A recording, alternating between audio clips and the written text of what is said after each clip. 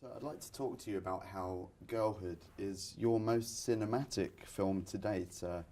For me, it was kind of like Godfather for black young teen girls, Cool. in that it's so expansive and both in terms of time and space and the way you shoot things, and also the way the girls are like a gang, like a family. So I was wondering about maybe specific cinematic reference points and also this change in shooting style. The size of this film feels so much bigger.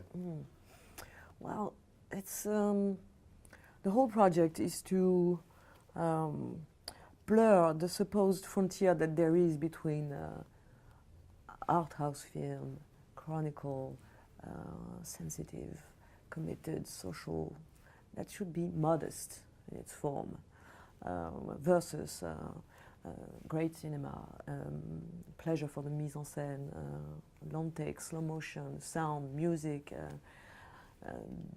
dramatic tension, this kind of injunction that are made to films, to what you're looking, where you're looking. I wanted to avoid that. I wanted it to be a fusion of every aspect of cinema and to convoke all the tools of cinema to bring the movie to life. So yeah, it's the first time that I really stressed that point that much, and I enjoyed it. It's interesting that it opens with an American football game. I didn't even know this was a thing in France, let It alone... is now, yeah, actually. Well, it's a small thing, but it's a real thing. It's a real team that I picked, and yeah, it's happening.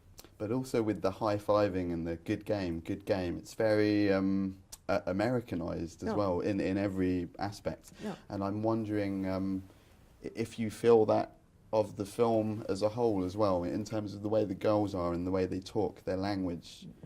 Do you think this is an influence on them as a group? I never thought of that. It's actually interesting because they don't have any role model in fiction in France. So their role model in fiction, I mean, regarding black role models, black characters in fiction, they're all coming from America. Like, for instance, my main actress, her dream is to be an actress in America for Disney Channel. She wants to be, the black Hannah Montana over there. She's not thinking, her dream is not to be a star in France. I mean, she couldn't relate to that. So yeah, maybe there's an influence of American way of expressing yourself on them. But there's also an influence on. I mean, I picked this American football scene also because to blur the territory of cinema. It's not a French territory, the American football. It's it's a cinematic territory, and I wanted to play with that idea. And also, I felt that that scene was really programmatic because it's all about how a girl teams up, and they're stronger together. They're powerful, and they play a game where violence is part of it. I like that idea. Well, it also sets up this idea of gender, doesn't it? In that they're assuming male roles, and certainly as the film goes on, the main character, she's making herself look male to get by in the world and to be taken seriously. Yeah, it's one of the identity that she endorses as a costume, but it's not really chronological for me. It's not that she finally becomes a man. It's one of the steps, but it could be the other way around. She could have begun in this more manly identity. And in the beginning, they are not acting like men. It's just they have helmets. That's also why, obviously, I picked American football. They have helmets. And you assume that they're men, and then they take it off, and you see that they're women. But they're not acting like men; they're just playing American football, And what about the urban environment? Because you don't usually think of you as an urban filmmaker. So I'm wondering what drew you to this, not just the subject matter, but the milieu. Well, all my films have been shot in the suburbs of Paris. But there are different suburbs of Paris, and cinema is always showing the same one, which is the hood. So this time, I'm in the folkloric banlieue, of the folkloric suburbs. the cinematic one. But I've always shot it. I've never shot anything else so far. But then, what was the question? Oh, the milieu, so not just the geography, but yeah. also the race. Yeah. This time, it's the first time that the movie is more sociologically marked. And why is that? Well, I'm wondering if this is an area that you had any prior experience with. No. You know, this suburb. Well, I grew up in the suburb, but not that suburb particularly. I grew up in the suburb of my first film. And I'm a middle-class white girl. So, but I know the feeling of being at the periphery. I know the feeling of being so close to the center but not in the center. I can really connect to that. But this time I really wanted to talk about the system of domination also. It's not about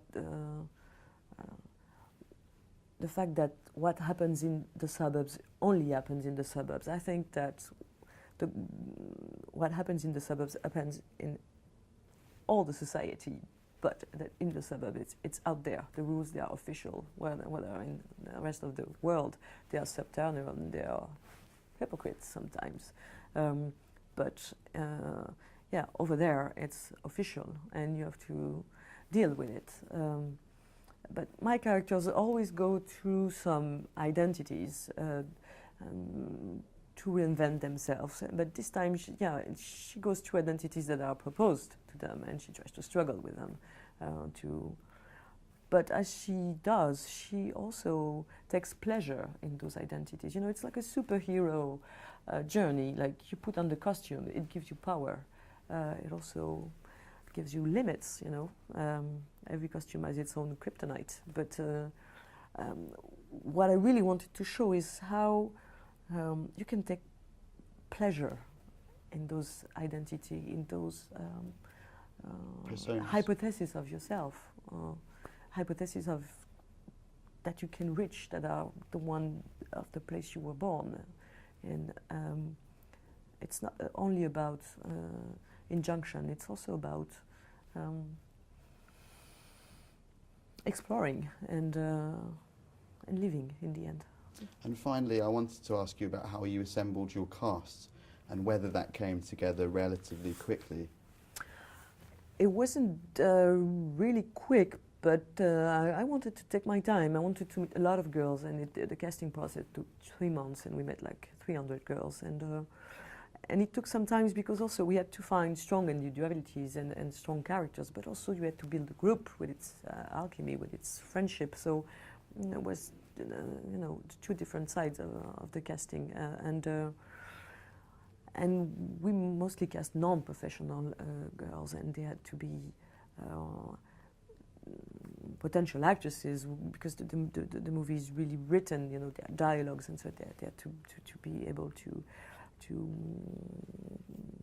endorse the dialogues, but they also had to be capable of impros because there's a lot of scenes that are improvised in the lots. I mean, 5 to 6 great scenes that are improvised in the film. So there were a lot of filters that brought us to these 4 fantastics. But you found your lead early in the 3 months. I found my lead. I don't remember how early that was, but when I saw her, I knew it was her. There was just one option for the lead. It was Carigiatori. Thank you so much for your time. Thank really you. Enjoyed the film. Cool.